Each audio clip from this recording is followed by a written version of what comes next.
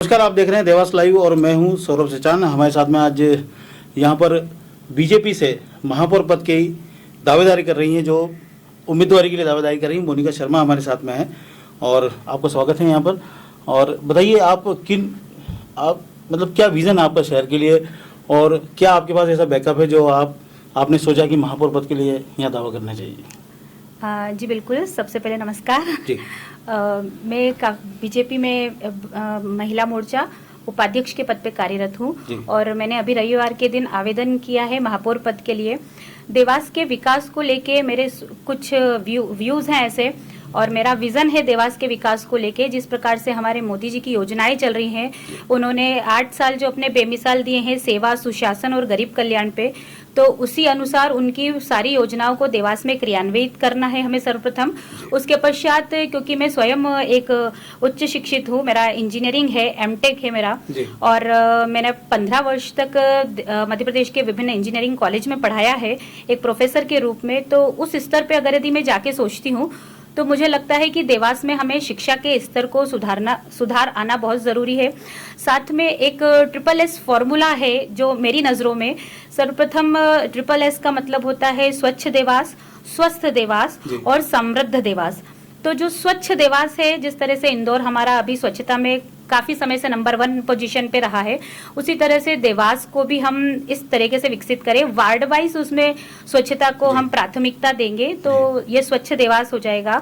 स्वास्थ्य के रूप में हमें स्वास्थ्य की जितनी भी समस्याएं अभी हमें देखने को मिल रही है, उन सब पे अगर यदि हम कार्य करेंगे, जिसपे कि राजमाता जी अभी लगातार लगी हुई है जिला अस्पताल के जीर्णोद्धार के लिए, और जिला अस्पताल को और अच्छे से व्यवस्थित करवाने में उन्होंने ICU बेड्स वगैरह बढ़वाए हैं, उस पर हम विशेष रूप से ध्यान देंगे। और समृद्ध देवास के लिए मेरा ये रहेगा कि देवास की जो मध्य प्रदेश के मानचित्र पे जो देवास की भौगोलिक स्थिति बनती है, वो कुछ इस तरीके से कि यहाँ जितना ज्यादा इंडस्ट्रीज के लिए ये पूरा एनवायरनमेंट उसको सपोर्ट करता है, तो हम अच्छी इंडस्ट्री यहाँ पे डेवलप करें और इससे देवास का पूरा विकास होगा। अच्छा, आप काफी फ्लुएंटली जो है आपने इन बातों में मतलब बातें की हैं, तो आप ये बताइए आपका मतलब फैमिली बैकग्राउंड क्या है, आपका एजुकेशन क्या है, कि ये जनता को पता होना चाहिए। हाँ बिल्कुल, जैसा अभी मैंने आपको बताया थोड़ी देर पहले, मेरी प्रारंभिक शिक्षा में मूलतः देवास की निवासी हूँ, यहीं से बहू भी हूँ देवास की और बेटी भी हूँ।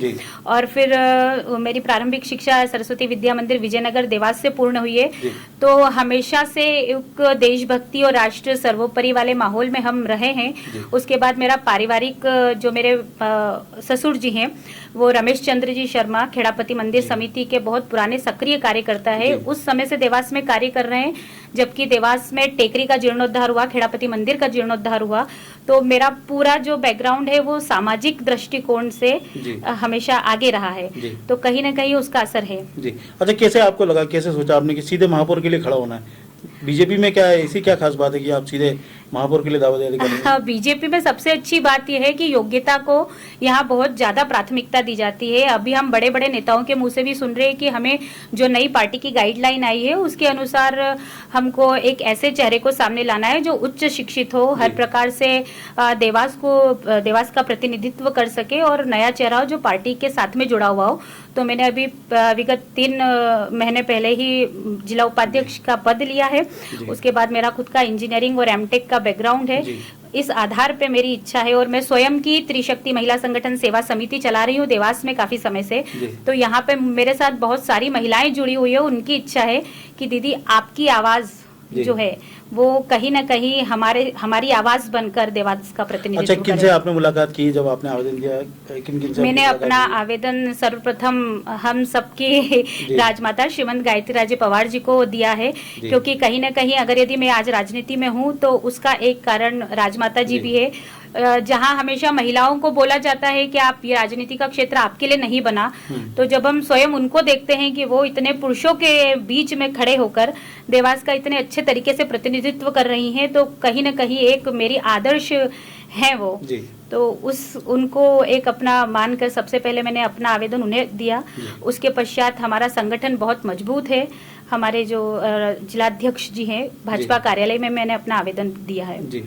तो अच्छा, ये बताइए, मतलब बीजेपी से जब आप एक महिला मंडल के रूप में काम करती आई, तो आपको महसूस कैसा होता है? मतलब उस समय क्या लगता है एज ए बीजेपी कार्यकर्ता? एक बीजेपी कार्यकर्ता के रूप में मुझे ऐसा लगता है कि देवास में महिला मोर्चा एक बहुत ही सशक्त महिला मोर्चा है, जो आपस में एक बहुत अच्छा समन्वय बिठाकर जो प्रदेश से हमारे पास कार्यक्रम आते हैं उनको बहुत अच्छे से क्रियान्वित करता है। मतलब हम महिला मोर्चा की सारी बहनें हैं जो हमेशा कंधे से कंधा मिलाकर एक दूसरे की समस्याओं का निराकरण करने के लिए और पार्टी के हित में काम करने के लिए हमेशा साथ में खड़ी हैं। अच्छा, आप मेरे ख्याल में अकेली ऐसी हैं जिनके पति नेता नहीं है? हाँ जी बिल्कुल, मेरे पति नेता नहीं है, उनका स्वयं का बिजनेस है हमारा खदान का। और इससे पूर्व में भी हमने देवास में एक कोशिश करी थी, एक पहल करी थी जिसमें मैं स्वयं उनके साथ में एक मैनेजमेंट के रूप में मैंने कार्य किया है। सोहम इंस्टीट्यूट ऑफ मैनेजमेंट शुरू किया था, परंतु बच्चों का एक रुझान जो है वो इंदौर की तरफ ज्यादा रहता है, तो कुछ विषम परिस्थितियां, विपरीत परिस्थितियां ऐसी रही कि हमने उसको बंद कर दिया। तो हमारा बिजनेस बैकग्राउंड है बेसिकली। तो अब आपका पूरी दावेदारी है कि आप महापौर बनकर ये देवास में अच्छे विकास के काम करवाएंगे। अगर यदि संगठन चाहता है, देवास के ज्येष्ठ श्रेष्ठ कार्यकर्ता अगर यदि ये चाहते हैं, कहती है कि नया चेहरा हो, पढ़ा लिखा चेहरा हो, परिवारवाद ना हो। हाँ बिल्कुल, गाइडलाइन जागी ऐसी? हाँ शायद इसीलिए उम्मीद जागी और अपने संगठन पे भरोसा है मुझे कि अगर मैं अच्छा काम करूंगी तो वो हमेशा मुझे आगे बढ़ने में मेरा सहयोग करेंगे। कोई एक ऐसी चीज बताइए जो देवास शहर में आपको खलती हो और उसको आपको पूरा करना है।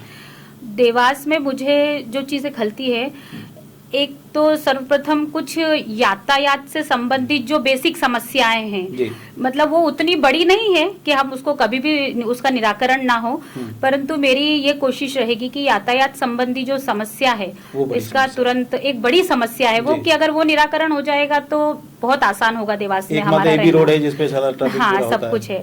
और राजमाता जी इसके लिए काफी प्रयास कर रही है, अभी गडकरी जी से मिली है वो, उन्होंने एक बहुत अच्छी अपॉर्चुनिटी गेन करी है, तो उस पे काम करेंगे। तो ये थी मोनिका शर्मा और दावेदारी है भाजपा से उम्मीदवारी के लिए, महापौर के लिए, और पढ़ी लिखी भी हैं, परिवारवाद नहीं है क्योंकि इनके परिवार में कोई नेता नहीं है, स्वयं की इनकी एक पहचान है और सोशल काम भी लगातार करती आई हैं और इनका पूरी दावेदारी है कि इनको महापौर पद के लिए उम्मीदवारी दी जाए। आपको हमारी ओर से बहुत बहुत शुभकामनाएं। हाँ जी बिल्कुल, धन्यवाद। देवास लाइव के लिए सौरभ सचान। धन्यवाद देवास।